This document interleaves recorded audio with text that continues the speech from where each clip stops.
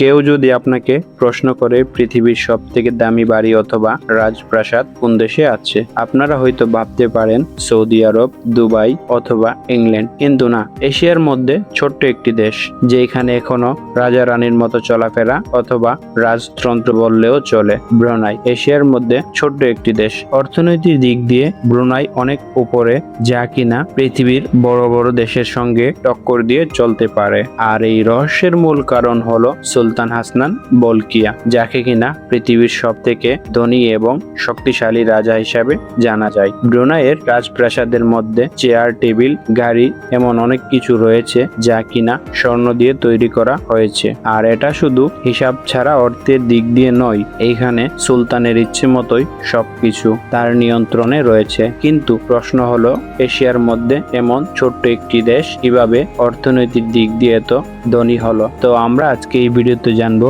Brunei কিভাবে এত ধনী দেশ হলো। আর যারা আমার এই ভিডিওটা দেখতেছেন, অবশ্যই আমার চ্যানেলটাকে লাইক এবং সাবস্ক্রাইব করতে ভুলবেন না। ব্রুনাই এশিয়ার মধ্যে ছোট্ট একটি দেশ।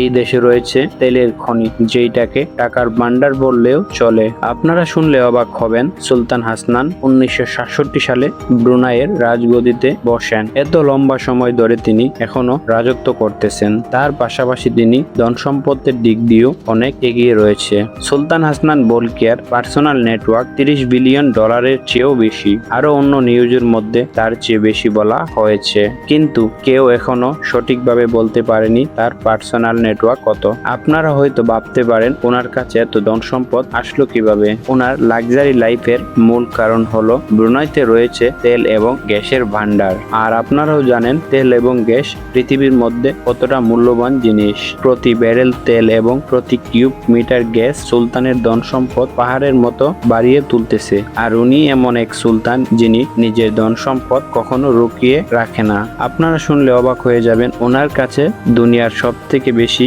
কার কালেকশন রয়েছে, যার পরিমাণ 7,000। আর এই গাড়ি কোনো নর্মাল কোম্পানির গাড়ি নয়। 600 রোলস রয়েলস, 450টি ফেরারি এবং 3,880টি বেন্টলি। আরও রয়েছে 24 ক্যারেটের গোল্ডের রোজ রয়েল। প্লেনের দিক দিয়েও সে রয়েছে সবার থেকে এগিয়ে। তার কাছে আছে গোল্ডের প্লেন, যেটার দাম $400 মিলিয়ন।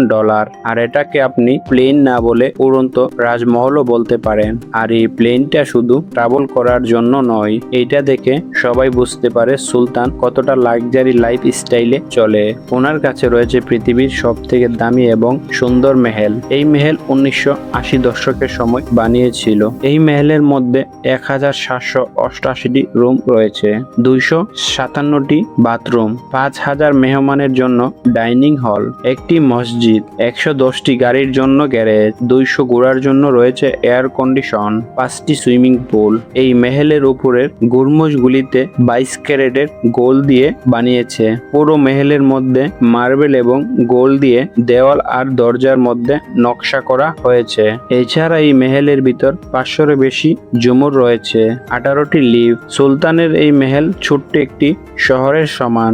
আর এটা শুধু একটা মেহেল নয়, এটার মধ্যে রয়েছে প্রাইম মিনিস্টারের অফিস এবং ব্রুনাইয়ের সরকারের হেডকোয়ার্টার। এখান থেকেই ব্রুনাইয়ের সব বড় বড় সিদ্ধান্ত নেওয়া হয়। সুলতান শুধু ব্রুনাইয়ের রাজা নয়, সে এই দেশের প্রাইম মিনিস্টার। আর এই দেশ একটি মুসলিম দেশ। এই দেশের আইন কানুন আরব দেশের মতোই কঠিন।